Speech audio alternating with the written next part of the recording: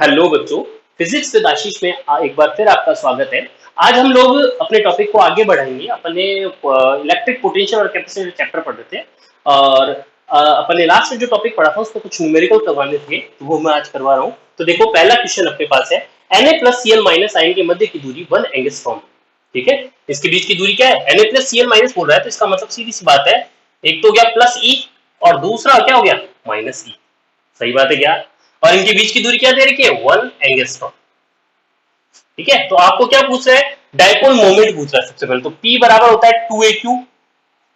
समझ रहे हो क्या? 2a क्या होती है? इन दोनों के बीच की दूरी, जो कि 1 एंगस्ट्रॉम दे रखी है। और Q कितना होता है? इसका चार्ज, यानी कि वैल्यू रख दो। P इज इक्वल टू आ जाएगा 2a, तो आ गया 1 angstrom, 1 into 10 raised to power 10। और Q कितना है? मैंने कहा Q है 1.6 into 10 raised to power minus 19। यही तो होगा। इसको सॉल्व कर लो। P इज इक्वल टू अपने पास आ जाएगा 1.6 into 10 raised to power minus 29। क्या? Coulomb into metre. कोई दिक्कत है क्या? इसका पहला पार्ट मैंने कर दिया, बड़ा सिंपल सा है, आपको भी आता है। इसके बाद में इसके केंद्र से 4 एंगस्ट्रॉम दूरी पर मैक्सिमम और मिनिमम अपन को निकालना है पोटेंशियल। तो सबसे पहले मैं निकालता हूं मैक्सिमम पोटेंशियल। देखो, अपने पास इस प्रकार का आवेश तंत्र अपन को दे रखा है, एक तरीके से द्विध्रुव अपन को दे रखा है। तो द्विध्रुव के लिए आपको पता है कि अधिकतम व न्यूनतम मान कहां होता है? तो अधिकतम तो होता है अक्षीय स्थिति पर। कहां होता है? अक्षीय स्थिति पर अधिकतम होता है। तो क्यों होता है? क्योंकि थीटा इज इक्वल टू वहां क्या होता है? 0 डिग्री। अरे आपको याद हो तो अपन ने पॉइंट लिया था P इस तरफ, जो कि थीटा एंगल था। अगर मैं थीटा को 0 कर दूं, कौन सी स्थिति आ जाएगी? अक्षीय स्थिति आ जाएगी कि नहीं आ जाएगी? समझ रहे हो नहीं समझ रहे हो? तो थीटा इज इक्वल टू 0 हो जाएगा। फॉर्मूला था V is equal to KP cos theta upon r square. समझ रहे हो? और cos 0 की वैल्यू क्या हो जाएगी? 1। तो ऐसी कंडीशन में अगर मैं V max की बात बोलूंगा तो ये हो जाएगा फॉर्मूला KP अपॉन क्या? r square. सही बात है। तो V max की वैल्यू पर निकाल देते हैं। V max is equal to मेरे पास आ जाएगा 9 into 10 raised to power 9। P कितना दे रखा है डाइपोल मोमेंट? मैंने निकाला है अभी 1.6 into 10 raised to power minus 29 और divided by r square. r दे रखा है आपको कितना? 4 एंगस्ट्रॉम। तो 4 एंगस्ट्रॉम दे रखा है, तो 4 into 10 raised to power minus 10 का होल स्क्वायर। ये तो करूंगा। अब देखो, इसकी वैल्यू निकाल लो V max। इसको जब हम सॉल्व करेंगे तो देखो ये कितना हो जाएगा। इसको एक बार यही स्क्वायर यही सॉल्व कर देता हूं। ये स्क्वायर हटाऊंगा तो यहाँ कितना हो जाएगा? 16 हो जाएगा। कितना हो जाएगा? 16। और ये 10 की जगह कितना हो जाएगा? माइनस का 20। यही तो करूंगा। अब देखो, ये अगर पॉइंट हटाएंगे तो यहाँ जाएगा 10 और ये 16 से 16। अभी कैलकुलेशन का पार्ट बचा हुआ, आप लोग कर सकते हो। ठीक है, यहाँ पे अपने पास क्या हो जाएगा? ये अगर मैं 10⁻20 को ऊपर ले जाऊं इसके साथ में, तो ये बन जाएगा 29 और ये हो जाएगा कैंसिल आउट। बोलो हाँ कि ना? और ये नीचे बच गया 10, यानी कि 0.9 वोल्ट आ जाएगा। क्या है ये? मैक्सिमम वैल्यू है। समझ गए क्या? यानी कि अक्षीय स्थिति पर इसका मान अधिकतम होगा। अब मैं बात करूं क्या, अगर न्यूनतम मान की बात करूंगा तो बताओ कहां होगा? निरक्षीय स्थिति पर। बिल्कुल। अगर यह अक्षीय स्थिति पर क्या था? अधिकतम, और निरक्षीय स्थिति पर क्या होगा? न्यूनतम। ये यहां पर आप नोट कर लो इसको। Very good. अब देखो मिनिमम की बात करता हूं मैं। अगर मैं मिनिमम की बात करूं तो देखो, मिनिमम मिनिमम कहां होगा? मैंने कहा इक्वेटोरियल पोजीशन पे। कहां होगा? निरक्षीय स्थिति पर। निरक्षीय स्थिति पर कहां क्या होगा मान? मिनिमम होगा। क्यों होगा? देखना एक बार। थीटा इज इक्वल टू कितना होगा? 90 डिग्री। निरक्षीय स्थिति कौन सी होती है कि भैया ये दोनों है, ये इसका केंद्र बिंदु है, इसके केंद्र बिंदु से जाने वाली रेखा जो कि इसके लंबवत हो, उसके परपेंडिकुलर हो, है ना, इसके सेंटर पॉइंट से जाए और क्या हो? इसके परपेंडिकुलर हो, वो होती है निरक्षीय रेखा। ठीक है ना? तो उस पर थीटा इज इक्वल टू कितना हो जाएगा? 90 डिग्री। भैया P पॉइंट यहाँ था, अगर यहाँ पहुंच जाएगा तो कितना एंगल बन जाएगा? 90 तो बनेगा। तो वो अपन ने थीटा 90 के दिया। फॉर्मूला आपको अभी भी मैं बताया था कि क्या होता है? KP cos theta upon r square. अगर थीटा की वैल्यू 90 रख दूं तो cos 90 का मान होता है 0। तो यानी कि ऐसी कंडीशन में अगर आपको कोई मिनिमम पूछे तो आंसर क्या आएगा? 0। कोई दिक्कत। ये अक्षीय और निरक्षीय स्थिति पर अपन ने क्या निकाल दिया? क्या निकाल दिया अपन ने? सॉरी, मैक्सिमम और मिनिमम वैल्यू निकाल ली। कोई दिक्कत है? एक और क्वेश्चन अपने पास है, वो इधर वाला मैं मिटा देता हूं। देखिए अगला क्वेश्चन करते हैं अपन लोग। Q1 is equal to 3 into, ये अपन को दे रखा है, दो आवेश है Q1 और Q2 और इनके बीच की डिस्टेंस जो 15 सेंटीमीटर है। दोनों आवेशों को मिलाने वाली रेखा के किस बिंदु पर विभव का मान 0 होगा, ये अपन को निकालना था। तो देखो, ये तो है Q1 आवेश और अपन को जो दे रखा है, और ये Q2 आवेश। ठीक है, अब यहां से मैंने कह दिया कि मान लिया चलो Q2 को थोड़ा दूर दिखा देता हूँ, ये Q2 आवेश है और ये बिंदु है P। इस P बिंदु पर माना कि विभव क्या है, शून्य, यानी कि यहाँ Q1 से इसकी जो दूरी है वो मैंने मान ली x है, तो बची हुई डिस्टेंस हो जाएगी 15 माइनस x। सही बात है क्या? इस P बिंदु पर विभव का मान शून्य है, ऐसा मानते हुए कि ये Q1 आवेश जो है इस P बिंदु से x दूरी पर है और ये रिमेनिंग डिस्टेंस जो है अपने पास 15 माइनस x बची। अब मैं इस बिंदु पर विभव का मान निकालता हूँ, तो विभव का मान इसके कारण इस पर विभव निकालें तो k Q1 divided by x, और इसके कारण इस पर विभव का मान कितना हो जाएगा, प्लस का k Q2 divided by 15 minus x, और इन दोनों का सम जो है वो 0 आएगा। इन दोनों का जोड़ क्या आएगा, 0। अगला कह रहा है इसके 0 के मान के लिए अपन x का मान निकालेंगे। चेक करते हैं अपन लोग, क्या करें, k Q1 upon x is equal to लिख सकता हूँ माइनस का k Q2 divided by 15 minus x लिख सकता हूँ। x x कैंसिल आउट हो जाएगा। देखो ये भी सेंटीमीटर में, ये भी सेंटीमीटर में, दोनों के सेंटीमीटर आपस में क्या हो जाएगा, कैंसिल आउट हो जाएगा। और सेंटीमीटर कैंसिल आउट हो गया, अगर मान लो यहाँ पे अपने पास इस तरीके की बराबर वाली कंडीशन आती है तो सेंटीमीटर में नहीं लेते अपन लोग, क्या लेते हैं, मीटर में लेते हैं। लेकिन फिलहाल लेने का कोई जरूरत नहीं क्योंकि सेंटीमीटर से सेंटीमीटर कैंसिल आउट हो जाएगा। ठीक है, Q1 का मान कितना है अपने पास, 3 into 10⁻⁻8 divided by x is equal to minus Q2 का मान कितना है, minus minus plus 2 into 10⁻⁻8 coulomb divided by 15 minus x। यही तो करूंगा, ये कैंसिल आउट हो गया। ठीक है, इसको क्रॉस मल्टीप्लाई कर देते हैं तो ये जाएगा 45 minus 3x is equal to हो जाएगा 2x। ये उठ के इधर जाएगा तो ये बन जाएगा 5x इज इक्वल टू 45, यानी x इज इक्वल टू क्या हो गया, 45 बाई 5। तो कितना होगा, 9×5 = 45, तो x बराबर कितना आ जाएगा, 9 सेंटीमीटर। यानी कि इस Q1 आवेश से 9 सेंटीमीटर दूरी पर क्या होगा, विभव का मान शून्य होगा। देखो मान लो ये ऑब्जेक्टिव क्वेश्चन होता और अपन को ऑप्शन ये नहीं दे रखा होता और नन ऑफ दिस भी नहीं है, तो ऐसी कंडीशन में बच्चा थोड़ा सा घबरा जाता है। घबराने की जरूरत नहीं है क्योंकि मिलाने वाली ये क्या बोल रहा है, दोनों आवेश को मिलाने वाली देखा बोल रहा है ना, तो हो सकता है वो बिंदु इसके बीच में है, और ऐसा भी तो हो सकता है कि वो यहां ना होकर वो बिंदु कहां है, यहां हो। अरे समझ रहे हो क्या? तो ऐसी कंडीशन में हम क्या करते हैं, ऐसी कंडीशन में कहते हैं कि मैं Q1 से x दूरी पर है वो बिंदु और यहां से इसकी डिस्टेंस क्या है, ये तो है 15 सेंटीमीटर। अरे ये कितनी है, 15 सेंटीमीटर, तो रिमेनिंग डिस्टेंस कितनी बचेगी, मैंने कहा x माइनस 15। ऐसी कंडीशन में क्या लेता है, x माइनस 15 लेता। सही बात है, तो अपने पास क्या बन जाता है, KQ1 अपॉन यहां से इसके x डिस्टेंस पे ये बनता और इससे ये बनता x माइनस 15। यहाँ पे क्या बन जाता, x माइनस 15। समझ रहे हो, ये क्वेश्चन अच्छा इसीलिए ही है क्योंकि ये ऑप्शन में ना हो और वो वाला ऑप्शन में हो, तो अपने पास किस तरीके से करेंगे अपन लोग वो देख लो। तो यहाँ पे x माइनस 15 करेंगे इजिकल टू 0, उठा के इसको जले गए तो यहाँ पे x माइनस 15, k से k कट गया, अब वैल्यू रखी Q1 की, यहाँ पे लिख देंगे x माइनस 15। अरे सही बात है क्या, बाकी सब कुछ सेम टू सेम ही तो चलेगा। अब इसको सॉल्व कर लेते हैं, तो इसका सॉल्यूशन देखो यहाँ पर, देखो अब क्या हो जाएगा, 3x minus 45 is equal to 2x। इसको उठा के इधर रखूंगा तो ये बन जाएगा x, क्या बन जाएगा, 3x माइनस 2x, और इस 45 को उधर लिया 45, यानी यहां बचा x और x इज इक्वल टू आ गया 45 सेंटीमीटर। तो इसके दो आंसर है, एक तो x is equal to 9 centimetre और x is equal to 45 centimetre, दोनों ही आंसर करेक्ट है। लेकिन ऑप्शन में कौन सा दे रखा है उस पर देख लेना आप लोग, ऑप्शन पे ज्यादातर इस तरीके का ऑप्शन आता है, आप लोग कर सकते हो। ठीक है, ये किसी कंपटीशन में पूछा जा सकता है, नॉर्मली पूछता है तो अपन ये दोनों आंसर निकाल लेंगे। ठीक है, दोनों निकालने पड़ेंगे। ठीक है, ठीक है, नोट कर लो फटाफट से इसका।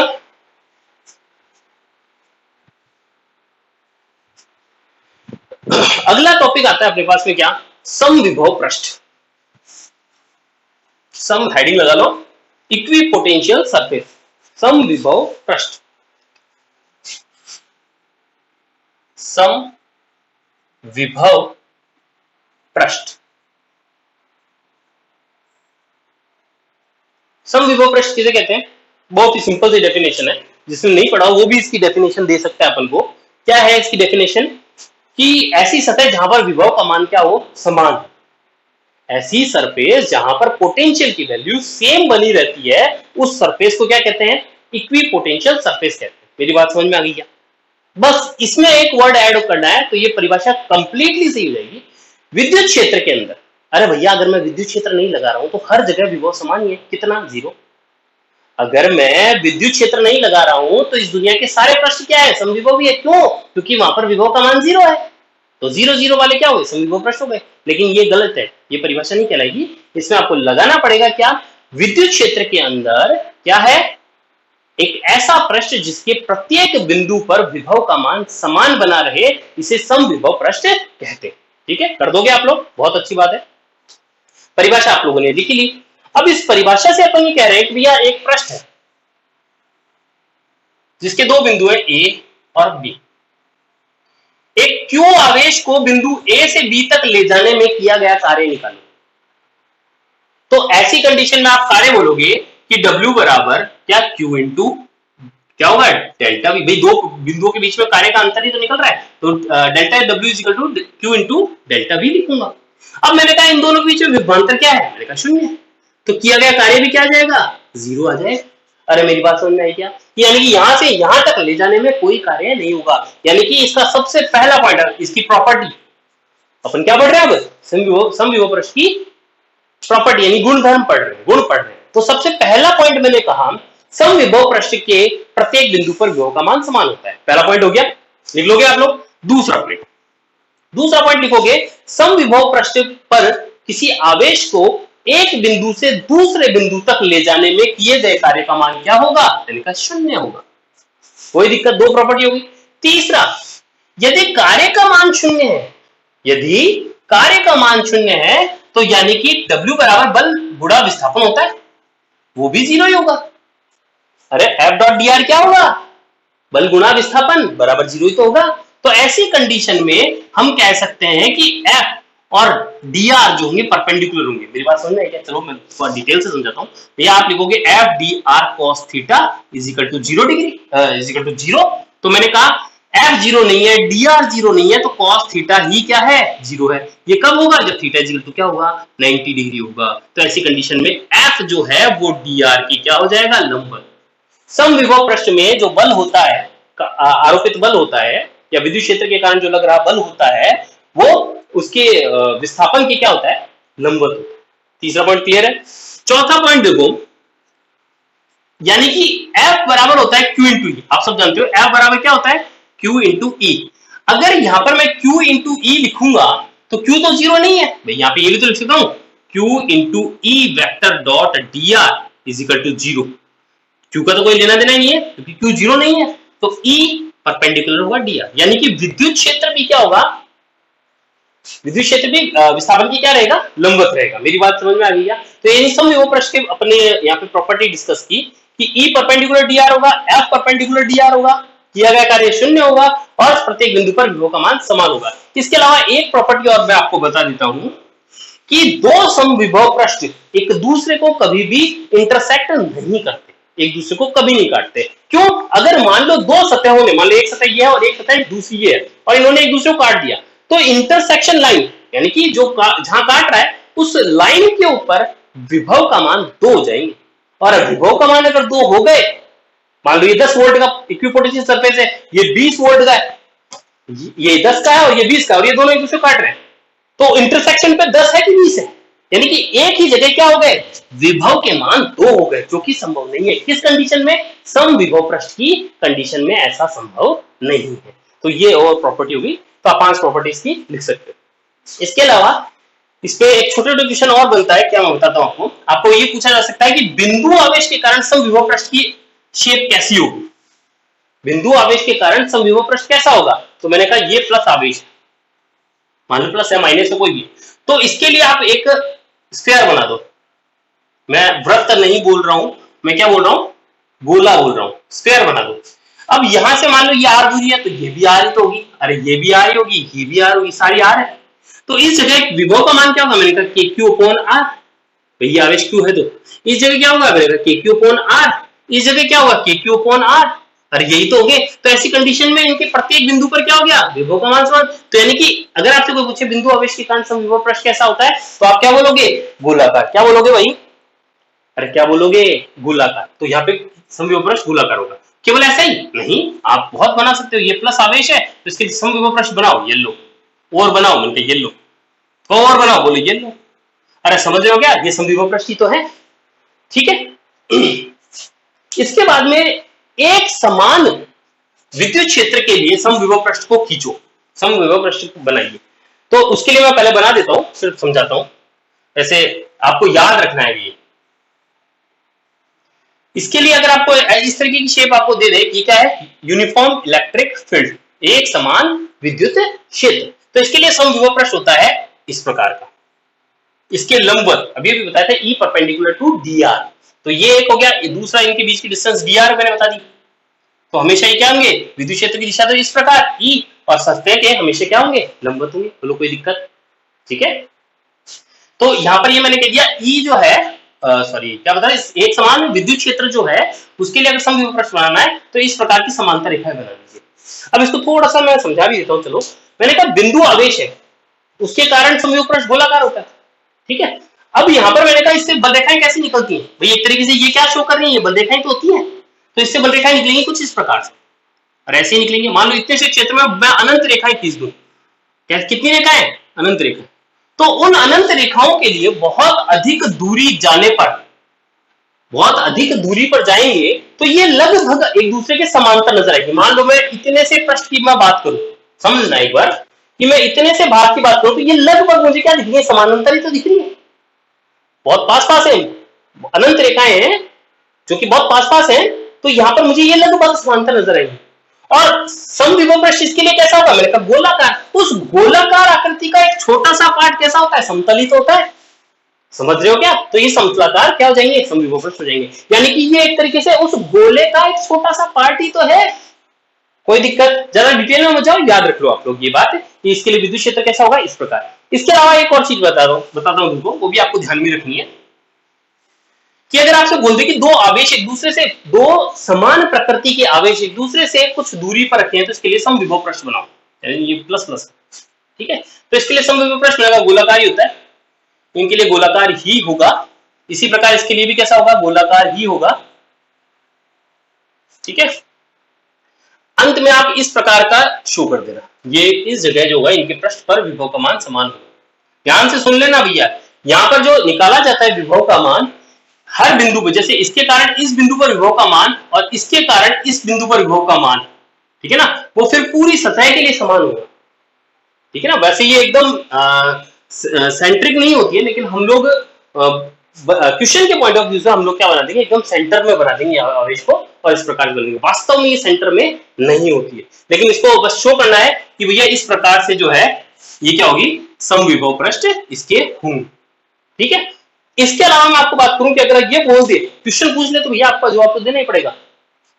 अगर आपको ये बोले कि क्या निकालो, एक समान आवेश लेकिन विपरीत प्रकृति के हो, प्लस हो एक माइनस हो, तो उसके लिए समविभव पृष्ठ कैसे बनाओगे, ऐसा सा ही बनाओगे, लेकिन थोड़ा सा फर्क होगा उसमें और इसमें।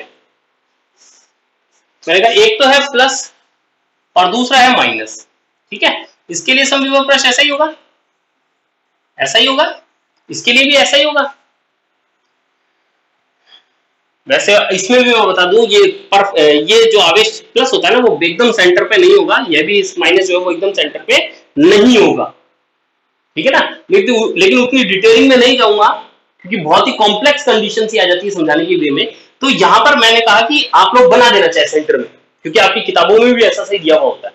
और इसके बिल्कुल सेंटर वाले पार्ट में एक इस तरीके से डॉट डॉट डॉट डॉट करके आप एक लाइन बना देना, ये भी एक समविभव पृष्ठ ही है। क्यों, क्योंकि आपको पता है ये एक तरीके से द्विध्रुव के लिए निरक्षीय स्थिति आ गई, और निरक्षीय स्थिति पर विभव का मान क्या हो जाएगा, जीरो। विद्युत क्षेत्र यहाँ पे उपस्थित है, लेकिन विभव का मान क्या है यहाँ पे, जीरो। तो इसको भी क्या बोलते हैं, क्या बोलते हैं इसको भी, इक्विपोटेंशियल सरफेस ही बोलते हैं। कोई दिक्कत है क्या, कर लोगे। इस प्रकार का शेप बनाना होता है जब आपसे पूछा जाए तो।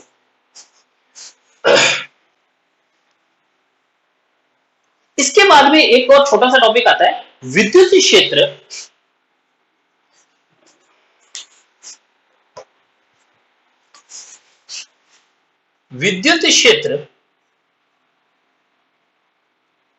व विभव, पोटेंशियल डिफरेंस व विभव V में संबंध, E और V में संबंध की बात कर रहे हैं, इनमें रिलेशन निकालो। E क्या है, इलेक्ट्रिक फील्ड, V क्या है, पोटेंशियल डिफरेंस या पोटेंशियल, इनमें आपको संबंध निकालना। तो देखो एक फॉर्मूला है जो कि हमने पहले पढ़ लिया था, हम जानते हैं। वैसे मैं आपको बता दूं ये थ्योरेटिकल नहीं आने वाला, ये आएगा तो न्यूमेरिकल आएगा इसके बीच, ठीक है ना। और बहुत ही सिंपल सा न्यूमेरिकल होता है। हम जानते हैं क्या v बराबर होता है माइनस का integration e vector dot dr vector. वैसे यहाँ पे लिमिट भी लगी होती है, फिलहाल मेरे लिए काम की नहीं है, लगाना चाहो तो लगा दो, ठीक है।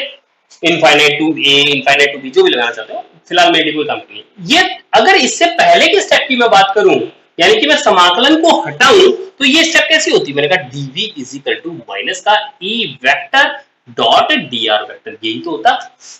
मैं सही कह रहा हूं? अरे सही तो कह रहा हूं। dv इज इक्वल टू यहां पे आ जाता है e dr cos थीटा। मैं आपको बता रहा हूं डेरिवेशन कभी नहीं पूछा जाता, नहीं आएगा, ठीक है। e dr cos theta. यदि cos थीटा बराबर 1 हो, cos थीटा बराबर 1 कब होता है? 90 पर। अरे cos 90 पर तो 0 होता है, cos 0 पर क्या होगा? 1 होगा, यानी थीटा बराबर क्या हो? 0 डिग्री हो।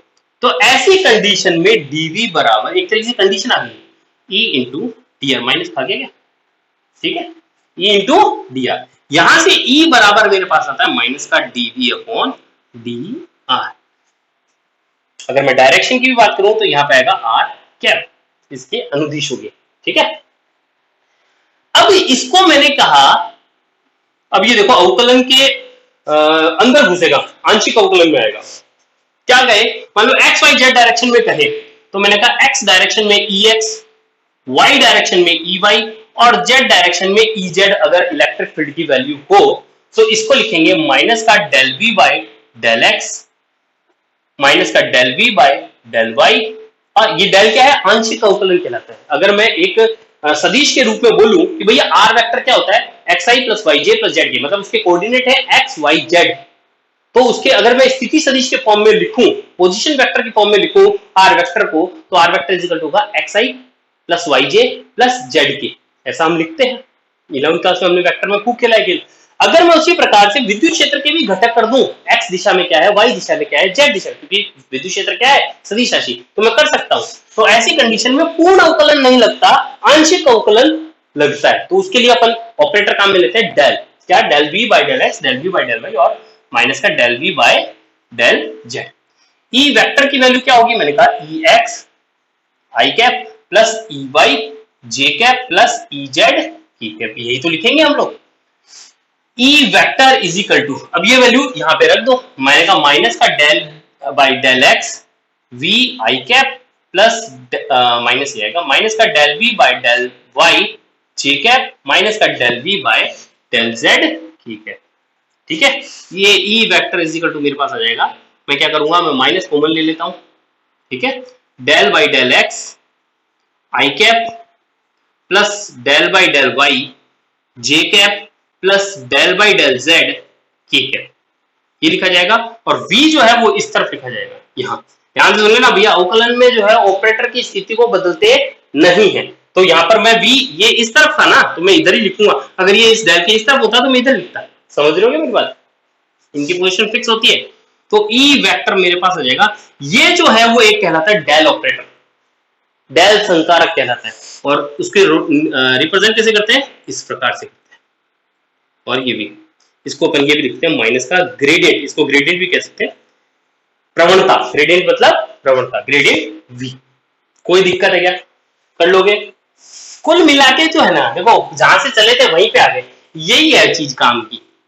डेल v बाई डेल, आपको v का मान देगा r के संबंध में, r के फलन के रूप में आपको v का मान देगा और आपसे भी इलेक्ट्रिक फील्ड की वैल्यू पूछ लेगा। क्या करोगे? r के सापेक्ष उसका अवकलन कर दोगे, दैट्स ऑल। ये आपका न्यूमेरिकल होगा। कोई दिक्कत? कर लेंगे, ठीक है भैया। नोट कर लो फटाफट से इसको, ठीक है। आज के समाचार हम यही समाप्त करते हैं। नमस्कार।